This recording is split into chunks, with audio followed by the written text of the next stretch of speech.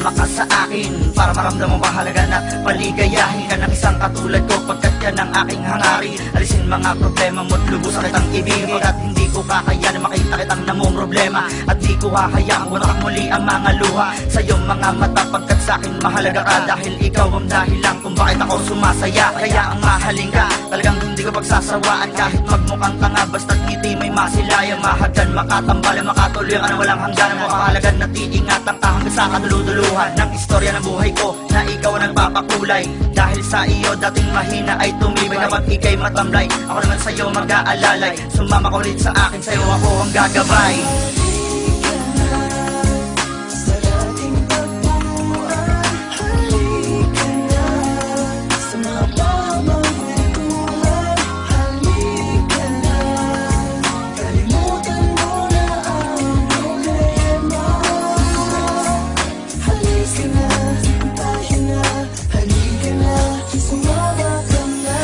At samahan mong muli ako sa lugar kung saan natin unang binuo ang mga pangarap natin sa isa't isa at mga pangako. Nung tayo nag-uumpisa na ako lang ang iyong handang pakisamahan at ikaw lang ang babae aking papakasalan. Limot ko ang lahat ng mga problema ko kapag ikaw ang aking kahawak at kasama ko. At ako'y nagpapasalamat sa Panginoon ngayon kasama na kita sa tagal ng panahon na ako'y naghintay na sa aking kanya ibigay. Kapag ikaw ang kausap ko, putol ang aking sungay. Ikaw ang dahilan ng aking pagbabago. Sa'yo ako'y seryoso at tapat aking pangako.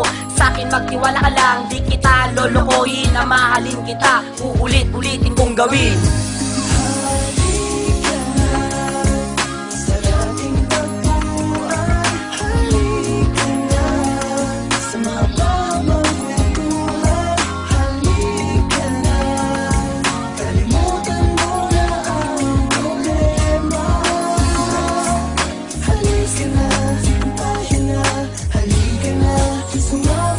Halika na girl, sumama ka na sa akin. Hindi kita bibitawan, wag na wag mag-alanganin. Dadalhin kita sa mundo na puno ng saya. Habang naglalakad tayo may bahagaring makikita, hanggat hindi mo na mapansin ng galit at puot na unting mawawala, mabubura na ang lungkot. Magmimistulang arkanghel sa'yo'y nakasubaybay, lagi na nasa tabi, handa sa'yong dumamay. Pagkat ikaw ang pinaka-espesyal sa akin, binigay sa'kin ng Diyos, karapat-dapat na mahalin at muling magkita sa dating tagpuan kung saan namunga ang ating pag-iibigan. Hawak kamay ng ako, di kita iiwanan, panghawakan, ingatan, tibay ng pagmamahalan, di na magwawakas kasing taas ng kalangitan. Halika na makinig dito sa mahaba-habang kwentuhan.